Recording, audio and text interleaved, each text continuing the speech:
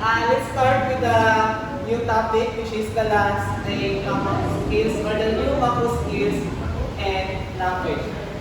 So, the last topic or the last macro skills, which is viewing. Viewing. So,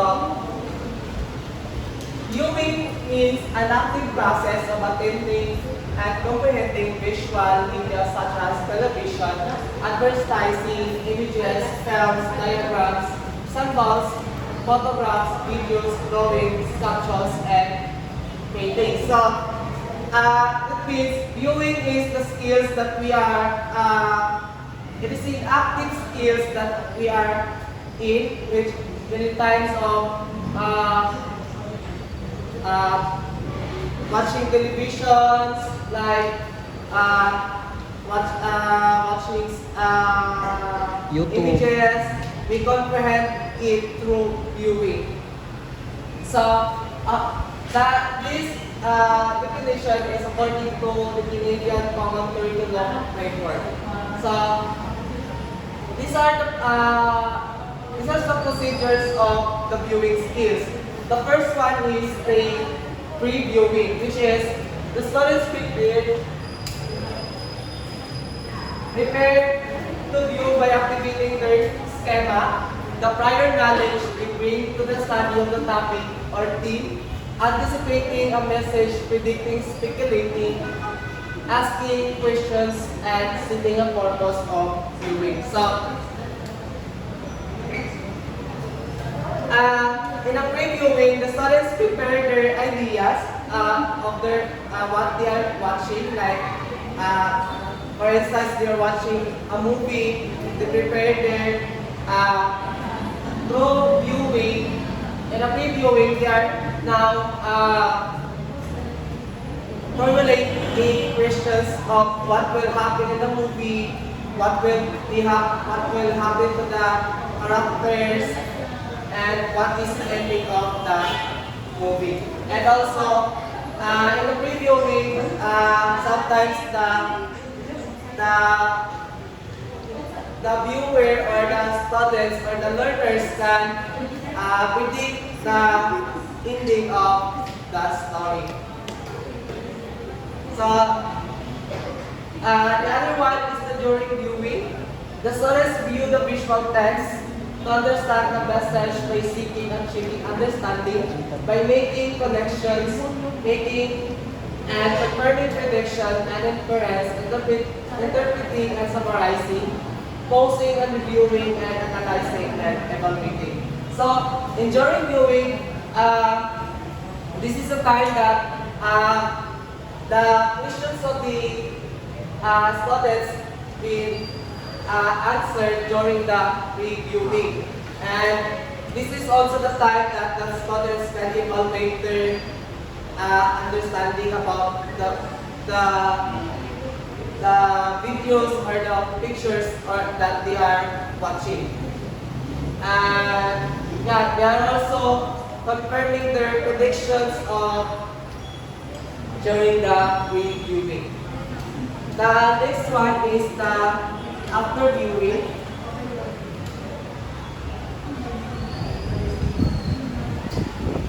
The after viewing, students should be given an opportunity to respond personally, critically, and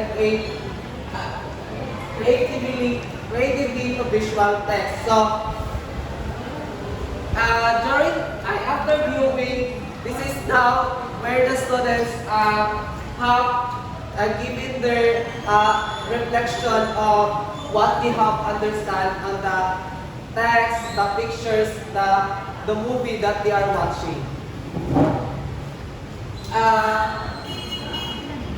The next topic is viewing skills approaches, and this is the approaches or the strategies that the teachers should apply in viewing skills or in teaching viewing skills to their students.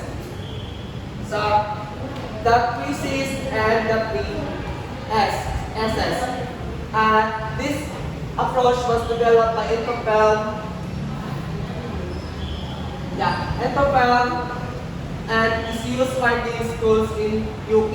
The 3C stands for color, camera, character, and the 3SS stands for story, settings, and sounds.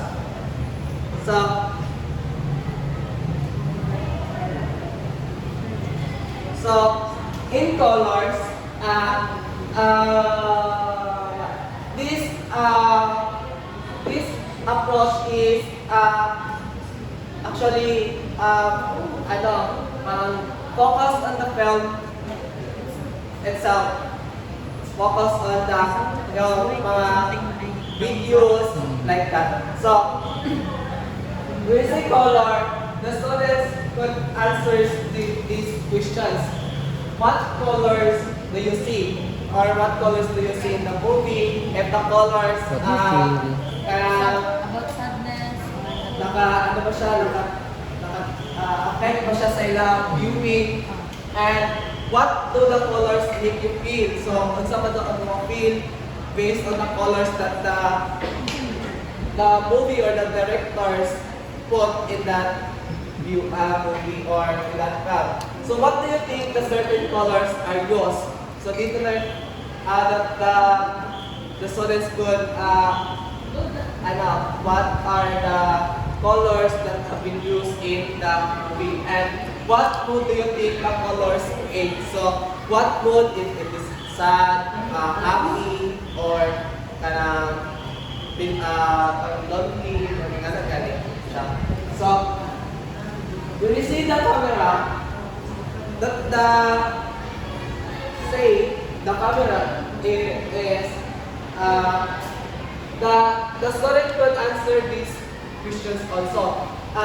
What shots have been used? Can you name them? So we have different shots like Bird view. diba? Bird view. So itong isa? Kanang sa Yes. Itong different angles. different angles. So, and also, through whose eyes do we see the story? And when do we see different characters' point of view? Yes. And also, when does the camera move and when does it stay? Or kanusa ba siya nag-move ang camera, or kanusa siya na kuwasa na scene, nag-stay lang yun ang camera, or gano'n. Or this, the movement of the camera can affect your viewing comprehension. And the last one is in the 3Cs is the character. The students could answer these questions. What do the main characters look alike? Ano ba siya? Kanang iguwa, Yes. old, young, or a baby, like that. How do they speak and what do they say? So, how the intonations of the character, paano sila mag-speak, or how they speak, it is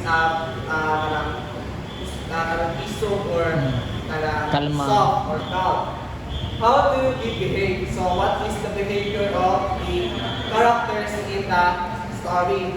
And which characters interest you the most and why? So this also the teacher can also put these in a process questions during after viewing. They will ask the students which of the characters in the film or in the video that they are interested the most or they are like the most, and the students could answer it why.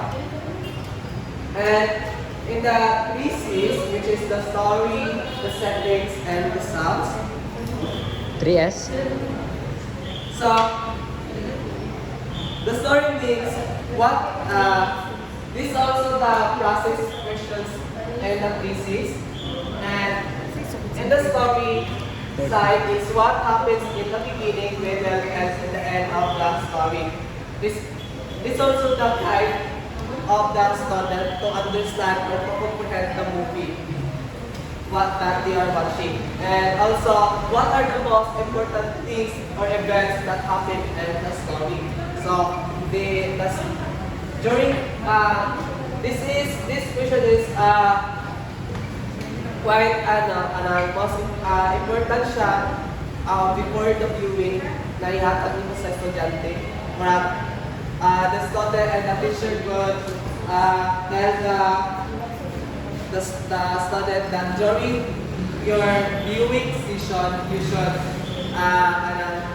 take note Focus. those important event that you have liked the most in the movie so that they will comprehend it properly. And how do we know where the story takes place? So also the student could the teacher the student based on their understanding and comprehending the movie, we can answer how kung asa to siya ikuhaan or i-film ang stuff of video or a movie. And how long does the story take place in real time? And also, from the sum, this is the questions that the student could follow. So, to comprehend the movie or the film that they are watching. First one, how many different sounds do you hear? What are they? So, katong mga sounds of the elephant, the animals, the sounds katong Environment. Pero mga things or mga ambulance, mga gani-gani siya. How does the music make you feel? And also, the sound or the question number 1, it includes the music that the Background music, right? yes. And the second question is, how this music make you feel? Yes, music make you feel. It makes you feel sad, makes you feel happy, Thrill. sad, or Thrill. or handog pa ka, gano'n siya.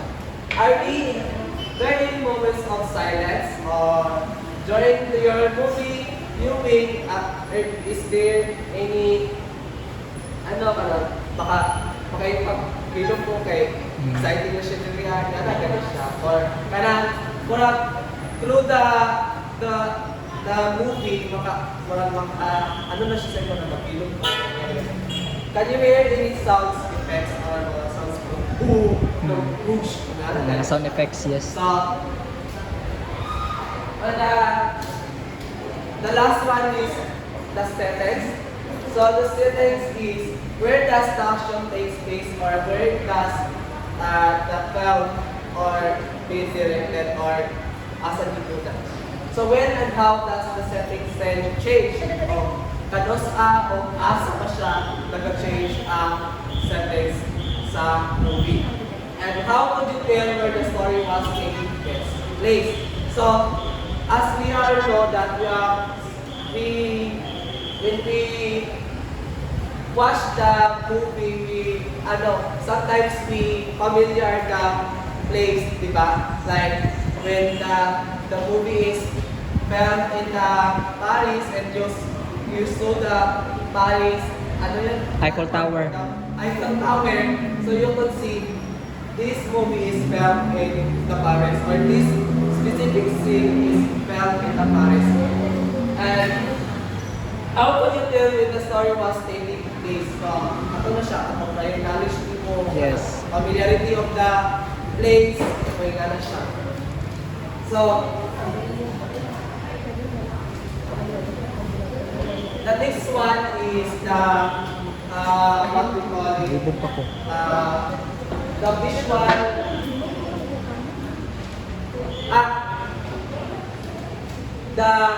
the other approach that the student and the teacher could use in teaching viewing skills is, or to develop the viewing skills of their students, is the see, test, and wonder.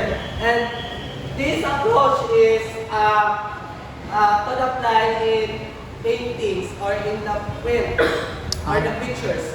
Like I have here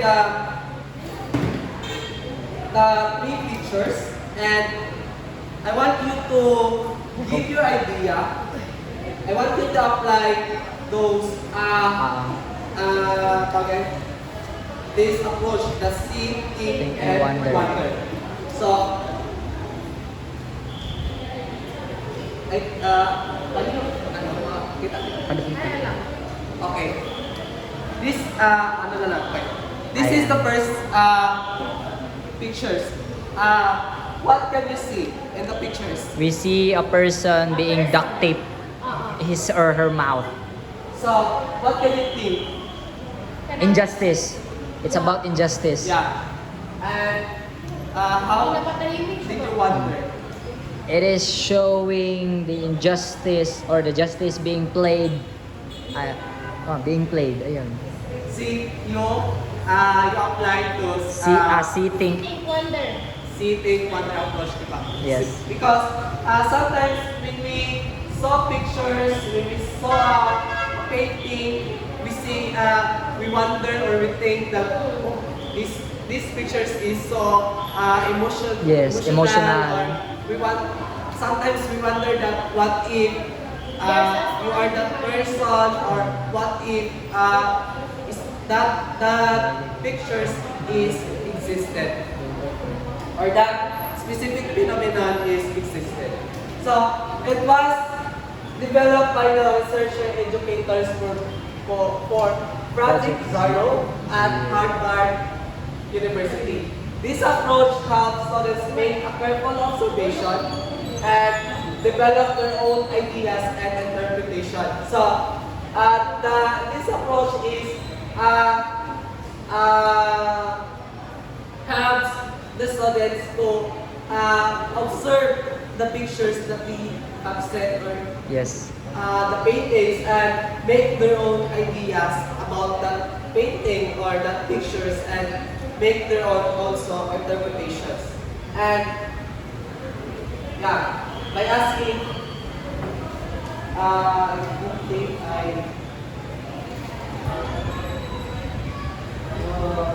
this one. I already I already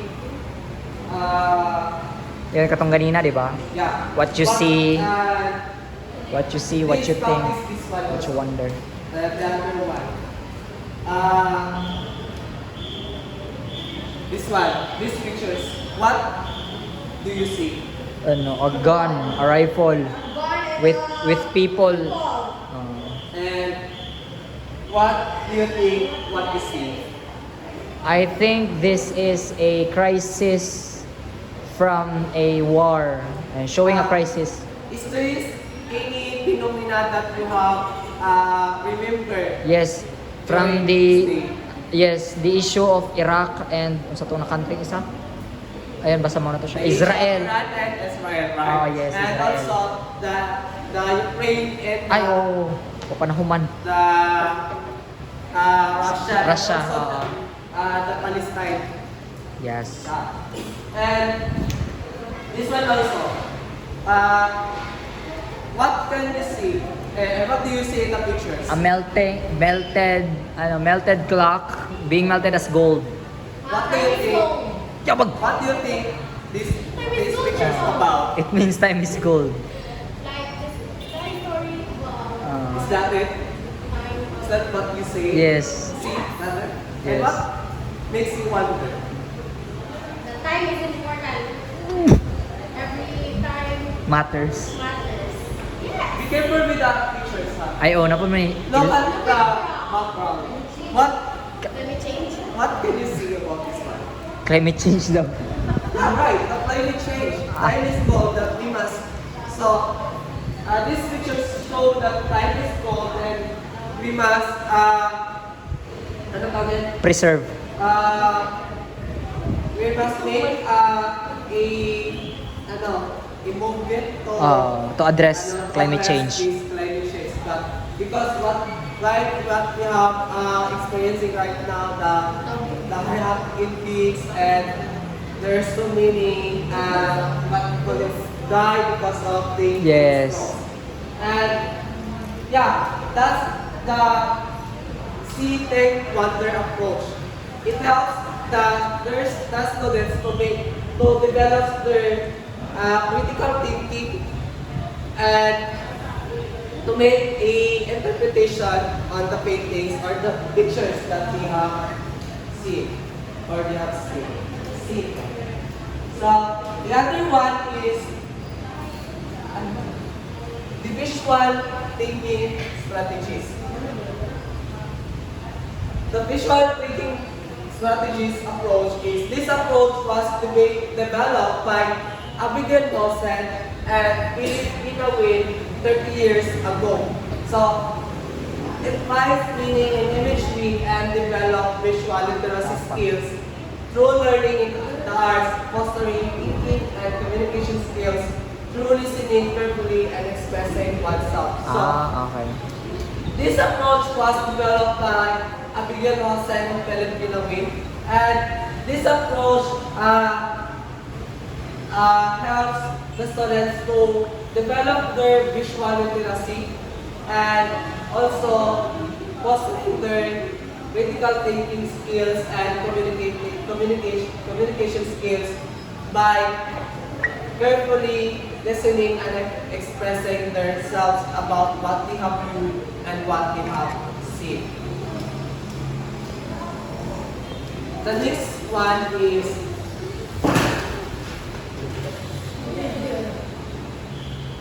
Last na siya, Limar. yeah, this is the last one. And